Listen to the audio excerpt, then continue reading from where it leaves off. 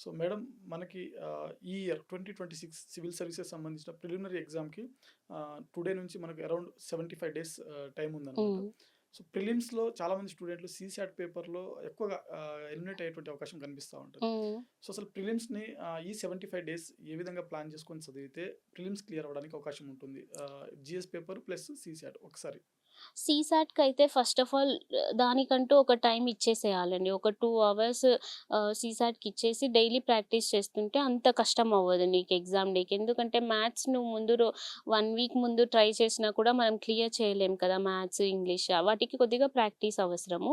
Next paper 1కొచ్చేసరికి GS paper 1కి syllabus మొత్తం నువ్వు ఆల్రెడీ ప్రిపేర్ చేసుకున్న నోట్సే రెగ్యులర్ రివిజన్ అవసరం అంతే దానికి. ఎక్స్‌ట్రా కొత్త థింగ్స్ చదవకుండా నోట్స్, కరెంట్ అఫైర్ ఏవైతే ఉంటాయో ఇవే నువ్వు మల్టిపుల్ టైమ్స్ రివైజ్ చేయాలి. లిమిటెడ్ సోర్సెస్‌లో మల్టిపుల్ టైమ్ రివిజన్ చేస్తే చాలు ఓకే. ఫస్ట్ పేపర్‌కి.